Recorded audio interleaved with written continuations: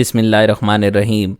السلام علیکم محترم ناظرین و سامعین، آپ سن رہے ہیں شہرۂ آفاق ناول میں ایک جاسوس تھا، جس کے مصنف ہیں محترم طارق اسماعیل ساگر صاحب اور میں ہوں ڈاکٹر محمد انیب سلیمی۔ تو آئیے محترم ناظرین و سامعین، ہم بڑھتے ہیں اس کہانی کی تیسری قسط کی جانب۔ میں دل ہی دل میں ان کی خوف زدگی سے لطف اندوز ہوتا رہا، لیکن امکانات کو میں نے نظر انداز نہیں کیا۔ موگے سے میں لدھیانہ جانے والی بس پر سوار ہو گیا۔ لدھیانہ تک اسی ایک بات کا تذکرہ ہوتا رہا۔ میں نے بھی بڑے جوش و خروش کے ساتھ اس میں حصہ لیا۔ شام کے وقت بس لدھیانہ پہنچی۔ میں لاری اڈے جانے کی بجائے، جو کہ ماڈل ٹاؤن کے نزدیک بنا ہوا ہے، کچھ پیچھے ہی ٹیلی گراف آفس کے نزدیک بس سے اتر گیا۔ یہاں سے لدھیانہ شہر تک کا فاصلہ میں نے جان بوجھ کر پیدل طے کیا تھا۔ ریلوے کے پل سے گزرتے ہوئے میں ارد گرد کے علاقوں کے نام بھی پوچھتا جا رہا تھا، جو بعد میں میرے کام آ سکتے تھے اور جن کے متعلق معلومات حاصل کرنا ضروری تھا۔ وہ رات میں نے ہوٹل کی بجائے کسی اور جگہ بسر کرنے کا فیصلہ کیا، اور وہ جگہ تھی ایک آشرم۔ آشرم میں معمولی پیسے دے کر آپ کو رات بھر کے قیام کے لیے ایک چارپائی مل جاتی ہے۔ اگر متعلقہ پنڈت کو، جو یہاں کا انچارج ہے، آپ نے رام کر لیا تو بھلے دم آخرین تک یہاں قیام کیجیے۔ لدھیانہ شہر کے اس آشرم میں داخل ہوتے ہی میرا واسطہ سب سے پہلے پجاری جی کے ایک چمچے سے پڑا۔ رام رام جی، میں نے ہاتھ جوڑتے ہوئے کہا۔ رام رام، کہاں جائیں گے؟ اس نے جواب اور سوال ایک ساتھ داغا۔ کمرہ چاہیے، میں نے مختصر سا جواب دیا۔ اس نے ایک نظر بھرپور میرا جائزہ لیا۔ گو کہ اس وقت تک میرا حلیہ کافی تبدیل ہو چکا تھا، یعنی قیمتی گرم چادر کی جگہ اب ایک عام جرسی نے لے لی تھی اور معمولی سا مفلر کانوں کے گرد لپٹا تھا، لیکن اب بھی میں اچھا بھلا برہمن نظر آ رہا تھا۔ مہاراج جی، جگہ تو نہیں ہے، دراصل ماتا وشنو کا میلہ شروع ہونے والا ہے، اس لیے لدھیانہ میں ارد گرد کے دیہاتوں سے کافی لوگ آ رہے ہیں۔ البتہ کوشش کر کے ایک کمرہ خالی کروایا جا سکتا ہے، اگر آپ… تم فکر نہ کرو، میں پجاری کی خدمت کر دوں گا۔ میں نے اس کا ادھورا فکرہ مکمل کر دیا۔ میں تو خود ہی چاہتا تھا کہ وہ مجھ سے کچھ طلب کریں۔ اس طرح ایک طرف سے تحفظ کا احساس رہتا تھا، اور سامان کے علاوہ اس شخص کا بھی خاص خیال رکھا جاتا تھا۔ ایک دیوار میں بنی ہوئی مختلف الماریوں میں سے ایک میں سامان رکھ کر، جو ایک کپڑے کے تھیلے اور اس میں ضروریات زندگی کی کچھ چیزوں پر مشتمل تھا، میں نے تالا لگا دیا اور باہر نکل آیا۔ رات تک میں نے جی بھر کے آوارہ گردی کی۔ میں چاہتا تھا کہ جس شہر میں قیام کر رہا ہوں، اس کے گلی محلوں سے، اس کے مکینوں سے، عمارات سے اور وہاں موجود تفریحی مقامات سے آگاہی حاصل کر لوں۔ موگے سے ایک پاکستانی جاسوس کا فرار کوئی معمولی بات نہیں تھی۔ رائے کوٹ، ملاں پور، جگراؤں اور لدھیانہ تک کے تمام ہوٹلوں پر CID نے کڑی نظریں رکھی ہوئی تھیں، اس لیے وہ رات ہوٹل میں بسر کرنے سے پرہیز کیا۔ رات کو ایک مقامی سینما میں فلم دیکھتے ہوئے پھر ایک مصیبت نے آن گھیرا۔ جس قطار میں کھڑا ہو کر ٹکٹ خرید رہا تھا، وہاں شراب کے نشے میں دھت ایک سکھ نوجوان آ دھمکا اور خواہ سب سے الجھنے لگا۔ یہاں ایسے واقعات چونکہ روزمرہ کا معمول تھے، اس لیے ان لوگوں کے لیے وہ کوئی پریشانی پیدا نہ کر سکا۔ البتہ میری بات اور تھی۔ پہلے تو اس نے مجھے حکم دیا کہ اس کے لیے جگہ خالی کر دوں۔ میں نے شرافت سے جگہ چھوڑ دی۔ پھر حکم ہوا، دوبارہ قطار میں کھڑے ہو جاؤ۔ میں پھر کھڑا ہو گیا۔ جب اسے یقین ہو چلا کہ واسطہ کاٹ کے الو سے ہے، تو اس نے دست درازی بھی شروع کر دی۔ میں خاموش اس لیے تھا کہ نوبت پولیس تک نہ پہنچ جائے۔ دوسری طرف حالت یہ تھی کہ وہ شرابی اپنے کام میں مصروف تھا اور میں لوگوں کے لیے مذاق بنا ہوا تھا۔ وہ سب زوردار کہکہوں سے اسے داد دے رہے تھے۔ جب یہ معاملہ دیکھ کر 2 پولیس والے بھی اس طرف آنے لگے تو میرا ماتھا ٹھنکا۔ میں قطار سے باہر نکل گیا تاکہ چپ چاپ کھسک جاؤں، لیکن اس نے مجھے گریبان سے پکڑ کے اپنی طرف کھینچا۔ پولیس کے سپاہی قریب آ گئے تھے۔ یہ صورتحال دیکھ کر میں نے بادل نخواستہ اس کو 2 ہاتھ جما دیے۔ وہ لڑکھڑاتا ہوا قریبی دیوار سے ٹکرایا اور لوگوں کے کہکہوں کی آواز بلند ہو گئی۔ واہ لالا جی مہاراج، کمال کر دیا، کمال کر دیا۔ مجھے داد ملنے لگی، کیونکہ کسی ہندو کے ہاتھوں کسی سکھ کا لدھیانہ میں پٹ جانا یقیناً معجزہ ہی تھا۔ کیا بات ہے، کیا بات ہے؟ سپاہی وہاں آ دھمکے۔ وہ 5-10 روپے کا چانس کیوں چھوڑ دیتے؟ چلو تھانے۔ ان میں سے ایک نے تو اس شرابی سکھ کو بازو سے پکڑ لیا، جبکہ دوسرے نے میرا بازو تھام لیا۔ میں نے وہاں مزاحمت کرنا مناسب نہ سمجھا، کیونکہ اتنے بھرے مجمع سے بھاگنے کے مواقع کم ہی ملتے ہیں، اور چپ چاپ ان کے ساتھ سنیما سے باہر کی طرف چل دیا۔ ہم لوگ سنیما سے اب کوئی 15-20 گز دور ایک سڑک پر آ گئے تھے جس سے ملحقہ آبادی نظر آ رہی تھی۔ اس اثناء میں دوسرے سپاہی نے اس سکھ سے اپنی دہاڑی کھری کر لی تھی، جبکہ میرے والا کچھ زیادہ ہی نیک دکھائی دے رہا تھا۔ چھوڑیے مہاراج جی، ہم کوئی لڑنے جھگڑنے والے لوگ ہیں، یہ تو خامخواہ مجھ سے لڑائی مول لے رہا تھا۔ میں نے 10 کا ایک نوٹ اسے تھماتے ہوئے کہا۔ اوے، رشوت دیتا ہے برہمن کی اولاد، اس نے مجھے آنکھیں دکھاتے ہوئے کہا۔ تھوڑی دیر بعد ہی ہم نے تھانے میں ہونا تھا، تو بہتر یہی تھا کہ یہاں ہی معاملہ صاف کر لیا جائے۔ میں سوچنے لگا، یہاں آمد و رفت نہ ہونے کے برابر ہے، اور اس کے علاوہ قریب گلی محلوں میں بھی غائب ہوا جا سکتا تھا۔ میں نے جان بوجھ کر اپنی رفتار خاصی کم کر دی تھی۔ دوسرا سپاہی اب ہم سے 8-10 گز آگے بڑھ گیا تھا۔ تمہاری مرضی، کہتے ہوئے میں نے تیزی سے پلٹا کھایا، اور میرے بائیں ہاتھ کی کوہنی اس تیزی کے ساتھ اس کی پسلیوں میں لگی کہ اس نے تڑپ کر میرا دایاں ہاتھ چھوڑ دیا۔ اس سے پہلے کہ وہ سنبھل سکے، میرے دوسرے بازو نے بھی یہی عمل دہرایا۔ اس کے ساتھ ہی میری اس کی کنپٹی پر لگنے والی زوردار لات نے اسے زمین چاٹنے پر مجبور کر دیا۔ اذیت کے مارے اس کے حلق سے اونچی آواز بھی نہیں نکل رہی تھی۔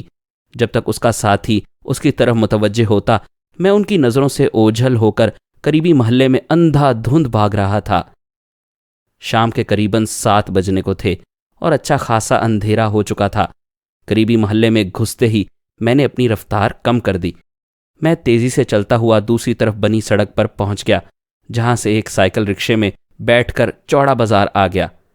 یہ بازار ہماری لاہور کی انارکلی اور کراچی کی زیب النساء اسٹریٹ جیسا تھا۔ ریڈی میڈ کپڑوں کی ایک دکان سے جب میں تھوڑی دیر کے بعد نکلا تو ایک معزز اور پڑھے لکھے ہندو کی طرح میں نے سوٹ پہن رکھا تھا اور ہاتھ میں بریف کیس پکڑا ہوا تھا۔ آشرم میں سوائے ایک کپڑے کے تھیلے کے جس میں ایک میلے کچیلے کپڑوں کا جوڑا رکھا تھا، اور تھا ہی کیا، اپنی چادر تو میں ساتھ ہی لے آیا تھا۔ تھوڑی دیر تک بازار میں مٹر گشت کرنے کے بعد کچھ اور چیزیں بھی میرے بریف کیس میں منتقل ہو چکی تھیں، اور اب میرے قدم ایک ایسے ہوٹل کی طرف اٹھ رہے تھے جہاں عموماً شرفا کا قیام ہوتا ہے، اور ایسے ہوٹلوں پر پولیس شک کرنے کی جرت کم ہی کرتی ہے۔ ہیپی ہوم کے کاؤنٹر پر میرا استقبال ایک خوبصورت لڑکی نے کیا۔ اس نے پہلے سے چھپا ہوا ایک کارڈ میری طرف بڑھا دیا جس میں تمام اندراج انگریزی میں کیے جاتے تھے۔ میں نے اپنے قیمتی قلم سے بڑی نخوت کے ساتھ اس پر الٹی سیدھی لکیریں کھینچی اور کارڈ اس کی طرف بڑھا دیا۔ لڑکی نے مسکراتے ہوئے بغیر پڑھے اسے رکھ لیا، اور ایک مؤدب بیرا میرا بریف کیس اٹھا کر میری رہنمائی کرنے لگا۔ لڑکی کے جھکتے ہوئے آداب کہنے کو نظر انداز کرتے ہوئے میں نپے تلے قدموں کے ساتھ بیرے کے پیچھے چل دیا۔ ایک شاندار اور سجے سجائے کمرے کا دروازہ کھول کر وہ مؤدب ایک طرف کھڑا ہو گیا۔ اینی مور سروس سر؟ اس نے مڑنے سے پہلے پوچھا، اور اس مزید خدمت کا مطلب مجھے بخوبی معلوم تھا۔ بھارت میں کسی نوجوان، اور پھر ایسے نوجوان سے امید رکھنا جو اس قسم کے اعلیٰ ہوٹلوں میں قیام کرے کہ وہ رات کسی ساتھی کے بغیر بسر کرے گا، یقیناً معجزہ ہی تھا۔ اس لیے جواب میں جب اسے 10 روپے کا نوٹ ٹپ کرتے ہوئے میں نے مسکراتے ہوئے کہا، نو تھینک یو، میں وشنو ہوں، تو اس نے حیرانگی کے ساتھ میری طرف دیکھا اور پھر واپس مڑ گیا۔ رات کا کھانا میں نے اپنے کمرے ہی میں منگوایا تھا۔ چونکہ میں وشنو تھا، اس لیے میرے لیے کھانے کا مینیو بھی بغیر میٹ والے کھانوں کا پیش کیا گیا تھا۔ رات 10 بجے تک کا وقت میں نے ہوٹل کے ڈائننگ ہال میں گزارا۔ میں زیادہ شرافت کا مظاہرہ کر کے اپنے متعلق کسی کو سوچنے کا موقع دینے کے لیے تیار نہیں تھا۔ ہر قدم پر احتیاط درکار تھی۔ ابھی مشن شروع نہیں ہوا تھا اور پے در پے مصیبتیں آنے لگی تھیں۔ میں چوکنا اور بیدار تھا۔ قریباً 11:30 بجے تک میں اپنے کمرے میں لیٹا مطالعہ کرتا رہا، پھر صبح کو پیش آنے والے تمام واقعات کے بارے میں سوچتا سوچتا سو گیا۔ صبح میں نے تمام دروازوں کے پردے دوبارہ چیک کرنے کے بعد وہیں کمرے میں نماز ادا کی اور اللہ تعالیٰ کے حضور اپنے مشن کی کامیابی کے لیے دعا مانگتا رہا۔ صبح کا ناشتہ میں نے ڈائننگ ہال ہی میں کیا تھا، اور تھوڑی دیر کے بعد میں اپنے ٹارگٹ کی طرف جا رہا تھا۔ بلواڑہ ہوائی اڈے کی طرف ہوٹل سے میں عام شہری کے لباس ہی میں باہر نکلا تھا، لیکن ایک ویران سی جگہ پر اپنے کپڑے تبدیل کرنے کے بعد میں اب ایک دیہاتی کا روپ دھار چکا تھا۔ اپنے اصلی کپڑے میں نے اسٹیشن میں لاکر میں محفوظ کر دیے تھے اور خود میں ایک سائیکل رکشہ میں بیٹھ کر لاری اڈے پہنچ گیا تھا۔ لدھیانہ سے ایک بس کے ذریعے میں رائے کوٹ گیا۔ یہاں راستے میں میرا ٹارگٹ تھا۔ بس کی کھڑکی سے میں نے دیکھا سڑک کے کنارے ہوائی اڈے کے صرف متعلقہ دفاتر تھے۔ اس کا ٹیکنیکل ایریا یہاں سے بالکل نظر نہیں آتا تھا۔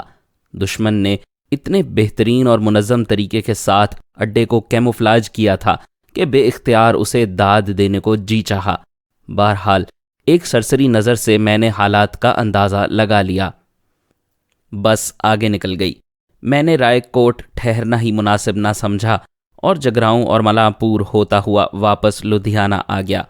مجھے ہوائی اڈے کے اندر داخل ہونا تھا اور اس کے لیے کیا طریقہ اختیار کیا جائے، یہی سب سے اہم اور ضروری مسئلہ تھا۔ لدھیانہ میں تقریباً 4 بجے پہنچا، ایک معمولی سے ہوٹل میں کچھ کھانا کھایا اور 6 بجے ایک سینما ہال میں جا گھسا۔ یہاں ایک خاصی مزاحیہ فلم چل رہی تھی، لیکن میرا خیال پردہ اسکرین کی طرف کہاں تھا۔ میں تو اور ہی خیالوں میں کھویا ہوا تھا۔ ریلوے اسٹیشن سے میں نے اپنے کپڑے حاصل کر لیے تھے اور اپنی معزز شکل اختیار کر لی تھی، جبکہ دوسرے کپڑے میں نے دوبارہ لاکر میں رکھ دیے تھے۔ کپڑوں کی تبدیلی کے لیے ایک مقامی تفریح گاہ کے ایک کونے میں مجھے بڑی شاندار جگہ میسر آ گئی تھی۔ سینما میں میرے ساتھ والی سیٹ پر بیٹھے نوجوان نے میری ظاہری وضاقتہ سے متاثر ہو کر مجھ سے راہ رسم بڑھانے کی کوشش کی تھی، لیکن میں نے اسے غیر ضروری جان کر کوئی خاص لفٹ نہ کروائی۔ ہاف ٹائم کے وقت جب اس نے ایک بیرے کو آواز دے کر بوتل لانے کے لیے کہا تو مجھے اس کی زبان سے رائے کوٹ اور ملامپور کے لوگوں کا مخصوص انداز جھلکتا دکھائی پڑا اور امید کی ایک کرن پیدا ہو گئی۔ ممکن ہے کہ یہ نوجوان میرے بنائے ہوئے منصوبے میں کہیں فٹ بیٹھ جائے۔ جیسے ہی بیرے نے اسے بوتل کھول کر دینا چاہی، میں نے بیرے کے ہاتھ سے پکڑ لی۔ 1 نہیں 2، میں نے بیرے سے کہا۔ نوجوان نے حیرانگی کے ساتھ میری طرف دیکھا۔ میں تو اس سے بات تک کرنے کا روادار نہیں تھا، اور اب اتنی بے تکلفی کا مظاہرہ کیسے کر رہا تھا؟ شما کرنا یار، اصل میں ایک الجھن آن پڑی ہے، ورنہ میں کوئی ایسا آدمی نہیں ہوں۔ اسے دوسری بوتل تھماتے ہوئے میں نے کہا۔ کوئی بات نہیں سر، الجھنیں بھی انسانوں کے لیے بنی ہیں اور اس کا حل بھی انسانوں ہی کے پاس ہے۔ شاید میں آپ کے کسی کام آ سکوں، اس نے میری ظاہری حیثیت سے متاثر ہوتے ہوئے کہا۔ کہاں رہتے ہو؟ کیا شبھ نام ہے تمہارا؟ میں نے اس سے دونوں سوال اکٹھے کر دیے۔ رائے کوٹ میں رہتا ہوں اور پرکاش نام ہے میرا۔ ویل ڈن، میرے منہ سے بے اختیار نکل گیا۔ میرا نام بھی پرکاش ہی ہے۔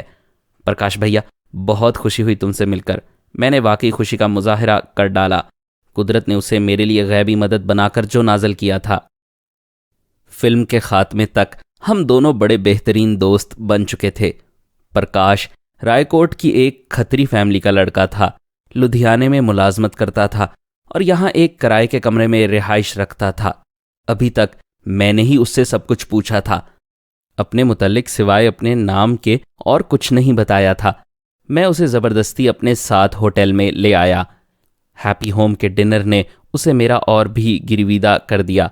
اپنے کمرے میں اس کے لیے میں نے ولایتی شراب کے 2 بہترین پیگ منگوا لیے تھے۔ 3 سال تک اگر میں نے اسے چھوا بھی تو میں مر جاؤں گا۔ شاید تم یقین نہ کرو، میں کینسر کی پہلی سٹیج سے زندہ واپس پلٹا ہوں۔ میں نے اپنے سلسلے میں معذرت کرتے ہوئے اس سے کہا۔ مہاراج جی، میرے لیے ایسی خاص ضرورت بھلا کیا تھی؟ اس نے متشکرانہ لہجے میں مجھ سے کہا۔ تم میرے مہمان نہیں پرکاش، میرے دوست بھی ہو۔ مجھے ہمیشہ اچھے دوستوں کی تلاش رہتی ہے۔ میں ایک الجھن میں گرفتار ہوں، اسی لیے وہاں سے یہاں آیا ہوں۔ آپ کچھ کہیے تو شاید۔ اس نے فکرہ ادھورا ہی چھوڑ دیا۔ دراصل میں ایک خاص مشن پر یہاں آیا ہوں۔ ہمارے گھر ایک رشتہ آیا ہے، لڑکا ایئر فورس میں ملازم ہے۔ میں نے اس کی شکل ابھی نہیں دیکھی کیونکہ رشتہ گھر والوں نے میری غیر موجودگی میں کیا ہے۔ لڑکے کا نام اور رینک میں جانتا ہوں، اور یہ بھی جانتا ہوں کہ وہ آج کل بلواڑہ کے ہوائی اڈے پر کام کر رہا ہے۔ میں نے دہلی میں اس کے متعلق ایک پریشان کن خبر سنی ہے جس کی تحقیقات کرنے آیا ہوں، اور یہ بھی چاہتا ہوں کہ یہ سب کچھ اس کی لا علمی میں ہو جائے۔ اگر اسے پتہ چل گیا اور لڑکا بھی ٹھیک ہی نکلا تو خام خواہ ایک اچھا رشتہ ہاتھ سے نکل جائے گا۔ میں نے بالآخر اپنے منصوبے کے مطابق ایک کہانی گھڑ لی تھی۔ ارے بس اتنی سی بات، میرا کزن وہاں کام کرتا ہے، رائے کوٹ کے کئی لڑکے وہاں ملازم ہیں ان کے ذریعے۔ یہی تو سارا مسئلہ ہے، میں صرف ایک قابل اعتماد آدمی چاہتا ہوں جو مجھے اڈے پر لے جائے اور اسے دور ہی سے دکھا دے، باقی میں جانوں اور میرا کام۔ میں نے جواب دیا۔ آپ اس فکر کو بالکل ذہن سے نکال دیں، کل آپ کا کام ہو جائے گا، اس نے بڑی محبت اور جوش سے میرا ہاتھ دباتے ہوئے کہا۔ بہت شکریہ پرکاش، میں تمہارا یہ احسان کبھی نہ بھولوں گا۔ میں نے ہوٹل انتظامیہ کو اپنے کمرے میں ایک فالتو بیڈ لگانے کا آرڈر دے دیا تھا، اور وہ رات پرکاش نے نانا کرنے کے باوجود میری ضد کے آگے ہتھیار ڈالتے ہوئے وہیں بسر کی۔ اب ہم دونوں پکے دوست بن چکے تھے۔ اس کے وہم و گمان میں بھی یہ بات نہ آ سکتی تھی کہ دنیا میں اتنے عظیم اور نیک انسان بھی پائے جاتے ہیں۔ صبح پرکاش ناشتہ کرتے ہی چلا گیا۔ تھوڑی دیر کے بعد اس کی واپسی ہوئی، وہ کام سے چھٹی لے کر آیا تھا۔ ہم دونوں اکٹھے ہی رائے کوٹ روانہ ہو گئے۔ پرکاش کے گھر والوں نے مجھے ہاتھوں ہاتھ لیا۔ نہ جانے اس نے میرے متعلق کیا کیا انہیں بتایا تھا کہ وہ لوگ میرے آگے بچھے جا رہے تھے۔ ہر دوسرا پہلے سے بڑھ چڑھ کر میری خدمت کر رہا تھا۔ ہندو معاشرے میں پردہ نام کی کسی چیز کا تصور نہیں پایا جاتا۔ جلد ہی ہم سب آپس میں گھل مل گئے۔ شام تک میں اور پرکاش رائے کوٹ میں گھومتے رہے۔ اس اثناء میں نے ارد گرد کے علاقے میں قائم شدہ تنصیبات کا بخوبی جائزہ لے لیا تھا۔ پرکاش کے والد کی ایک کھٹارا سی موٹر سائیکل تھی جس پر ہم رائے کوٹ کے ارد گرد دیہاتی علاقے میں گھومتے رہے۔ موٹر سائیکل میں خود چلا رہا تھا اور جان بوجھ کر ایسے راستوں پر سفر کر رہا تھا جہاں موبائل ریڈار سسٹم یا اینٹی ایئر کرافٹ گنز کی موجودگی کے امکانات زیادہ تھے۔ پہلے ہی مرحلے پر قدرت نے میرا بھرپور ساتھ دیا، اس کے اس انعام پر جو پرکاش کی صورت میں مجھ تک پہنچا تھا۔ میں نے خدا کا شکر ادا کیا اور پچھلے 2-3 روز کی کلفت کلی طور پر ختم ہو گئی۔ دشمن کی اس علاقے میں نقل و حرکت میری نظروں کے راستے میرے ذہن میں محفوظ ہو چکی تھی، اور اب کسی بھی وقت کاغذ پر منتقل ہو کر میرے ملک تک پہنچ سکتی تھی۔ دن بھر ہم نے جی بھر کر آوارہ گردی کی۔ شام کو اس کا کزن سالگرام ڈیوٹی ختم کر کے گھر آ گیا۔ وہ ہوائی اڈے کی ایک ورک شاپ میں کام کرتا تھا۔ پرکاش نے بڑی گرم جوشی کے ساتھ میرا تعارف اس سے کروایا۔ اس کا غائبانہ تعارف مجھے پہلے ہی اچھی طرح حاصل تھا، اور اس کی ہی نہیں بلکہ بھارتی نوجوانوں کی سب سے بڑی کمزوری میرے بریف کیس میں موجود تھی۔ ولائتی شراب کی بوتل کی ایک جھلک نے اسے میرا تابعدار بنا دیا، اور یہ جھلک میں نے ایک خاص طریقے سے اچانک بریف کیس کھولتے ہوئے اسے دکھائی تھی۔ مہاراج جی، شیش ورما نام کے 2-3 آفیسر ہیں، آپ کچھ ان کے متعلق تو بتائیے، اس نے اپنے ہونٹوں پر زبان پھیرتے ہوئے کہا۔ ارے یار، تمہارا دماغ خراب ہے کیا؟ اگر یہ اس سے واقف ہوتے تو خود ہی نہ چلے جاتے، پرکاش نے، جو اس سے خاصا بے تکلف تھا، اسے کہا۔ ٹھیک ہے مہاراج جی، میں باری باری کسی بہانے آپ کو سب سے ملوا دوں گا، اپنے سبھی یار ہیں، اس نے ایک مخصوص انداز سے آنکھ دباتے ہوئے کہا۔ او شکریہ بھیا، تم نے تو میرے سر سے اچھا بھلا بوجھ اتار دیا ہے۔ رات کو دونوں جی بھر کر شراب نوشی کرتے رہے۔ میرے متعلق گھڑا گھڑایا بہانہ پہلے ہی موجود تھا، اس لیے کسی نے مجھ سے اصرار نہیں کیا۔ رات میں نے رائے کوٹ میں پرکاش کے گھر پر بسر کی۔ اگلے روز سالگرام تو صبح اٹھ کر اپنی ڈیوٹی پر چلا گیا، ہمیں بعد میں آنے کے لیے کہہ گیا۔ تھوڑی دیر کے بعد ہم لوگ بھی اس کے پیچھے جا رہے تھے۔ گارڈ روم میں ہماری ملاقات سالگرام سے کروائی گئی۔ وہ ہمیں اپنے ساتھ ورک شاپ میں لے گیا۔ سالگرام کی اپنے آفیسر انچارج سے گاڑی چھنتی تھی، اس لیے کسی نے اس کی بات کا نوٹس نہ لیا۔ ہر جگہ اس نے میرا تعارف اپنے کزن کی حیثیت سے کروایا، جو دہلی سے آیا تھا، جسے ہوائی اڈہ اور جنگی جہاز دیکھنے کا بے حد شوق تھا۔ ہر کوئی اپنی اپنی بساط کے مطابق مجھے اور پرکاش کو خوش آمدید کہہ رہا تھا۔ قریباً 2 گھنٹے تک ہم ہوائی اڈے پر موجود رہے۔ اس اثناء میں نے وہاں کی تمام جزیات اچھی طرح ذہن نشین کر لی تھیں۔ سارا ہوائی اڈہ میرے سامنے تھا، وہاں موجود ایک ایک چیز میری نظر میں تھی۔ ان کو دکھانے کے لیے دونوں شیش ورما سے متعلق میں نے تحقیق میں خاصی سرگرمی دکھائی تھی، اور ان لوگوں کو اپنے سچے ہونے کا یقین دلایا تھا۔ اچھا یار، بڑی مہربانی تمہاری، तीसरे शीश वर्मा से फिर कभी मिल लेंगे। मैंने गर्मजोशी से उसका हाथ दबाते हुए कहा। ओके, परसों तक के लिए राम राम। उसने मुझसे भी ज्यादा गर्मजोशी का मुजाहिरा किया था। प्रकाश के साथ मैं वापस आ गया। रायकोट से मैंने लुधियाना अपने होटल को फ़ोन कर दिया था कि मैं रात को नहीं आऊँगा। एडवांस जमा होने की वजह से वो लोग भी मुतमईन थे। 2 दिन बाद इतवार था। इस रोज़ सालग्राम की भी छुट्टी थी। मैं और प्रकाश तो वापस लुधियाना चले आए। सालग्राम को मैंने इतवार की बड़ी ज़बरदस्त दावत दी थी। वो मेरा शिकार था जिस पर मुझे अभी मेहनत करना थी और जिससे बहुत सारे काम निकलने की तवक्को थी। कुदरत के इस इनाम को मैं किसी भी सूरत ज़ाया करने के लिए तैयार नहीं था। हमारी वीडियोस को लाइक और शेयर कीजिए। कमेंट सेक्शन में हमें अपनी राय से आगाह करते रहिए। चैनल का सब्सक्राइबर बनकर बेल आइकन दबाएं ताकि आपको हमारे नए अपलोड्स के मुतालिक नोटिफिकेशंस मिलती रहें।